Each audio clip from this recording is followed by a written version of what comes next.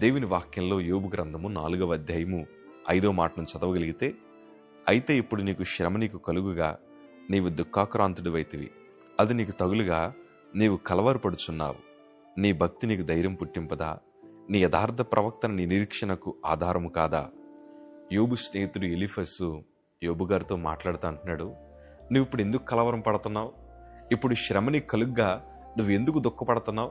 నీ భక్తి నీకు ధైర్యం పుట్టింపదా అని యోబుకి సలహా ఇస్తున్నారు. నీ యథార్థ ప్రవక్తన నీ నిరీక్షణకు ఆధారము కదా అని యోబుని హెచ్చరిస్తూ ఉన్నారు. వాస్తవానికి చెప్పాలంటే యోబు చాలా మంచి భక్తిపరుడండి. అతడు దేవుని యందు భయభక్తులు కలిగిన వాడు. అతడు చెడుతనమును విసర్జించిన వాడు. స్వయాన్న ప్రభువే యోబు కోసం సాక్ష్యం ఇచ్చారు. అంత ఉన్నతమైన భక్తి చేసిన యోబు జీవితంలో కూడా శ్రమ వెనకాల శ్రమ. అలాంటి శ్రమలు మనకు వస్తే మన ఒక్క క్షణం కూడా బ్రతకాలన్న ఆలోచన మనకుండదు. వెనువెంటనే చనిపోవాలనిపిస్తుంది. కానీ యోబు ధైర్యం తెచ్చుకున్నాడు. తన భక్తి ద్వారా ధైర్యం తెచ్చుకున్నాడు. నేను ఈ మాట అందరికీ చెప్తా ఉంటాను. యోబు అన్నీ కోల్పోయాడనంటారు, కానీ యోబు అన్నీ కోల్పోలేదు.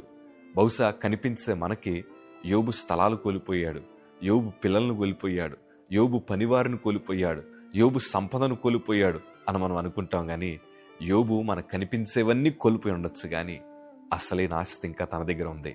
ఆ ఆస్తి తన భక్తి. ఆ భక్తి ద్వారానే కోల్పోయినవన్నీ మరలా తిరిగి సంపాదించుకున్నాడు. ప్రియ సంగమా, నువ్వు ఎన్ని కోల్పోయినా నీ భక్తిని కోల్పోకు. బహుశా నీ చుట్టూ అనేక మంది నీ దగ్గరున్నవి తీసుకువెళ్ళిపోవాలని, నిన్ను పాడు చేయాలని, నీ ఆస్తంతా లాక్కోవాలని, నీలో ఉండే సంతోషాన్ని పోగొట్టాలని రకరకాల ప్రయత్నాలు వారు చేస్తూనే ఉండొచ్చు.